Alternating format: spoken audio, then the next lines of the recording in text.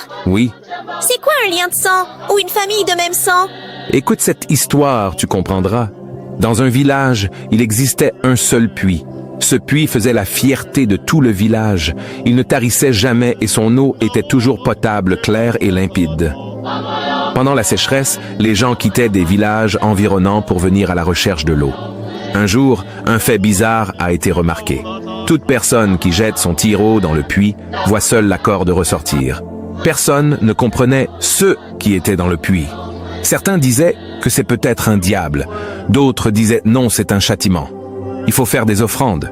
Alors il a fallu une réunion chez le chef pour trouver une solution. Qui sera l'homme courageux qui rentrera dans le puits pour combattre ce mystère? Un jeune homme du nom de Jean prend la responsabilité, mais il a posé une seule condition. Qu'il faut forcément la présence de son petit frère qui a fui le village après leur dispute. Le village tout entier ne comprenait pas pourquoi la présence de son frère. Le jeune réplique « C'est ma seule condition. Sans sa présence, je ne rentrerai jamais dans le puits. » Le lendemain, les jeunes du village partirent à la recherche de ce frère. Et ce fut avec beaucoup de plaisir que Jean décide de rentrer dans le puits. Les jeunes attachèrent une corde sur lui et il descend lentement mais sûrement. Arrivé au fond, il découvre la présence d'un singe. Donc c'est cet animal qui empêchait les gens de puiser de l'eau. Alors il combat le singe, le tue.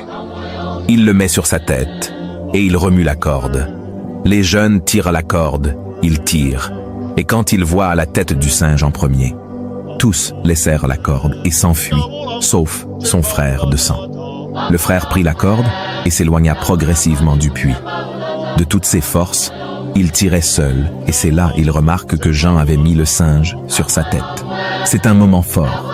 Jean se jeta dans les bras de son petit frère qui venait de lui sauver la vie. La moralité de cette histoire, s'il vous plaît, ne brisez jamais les liens de sang.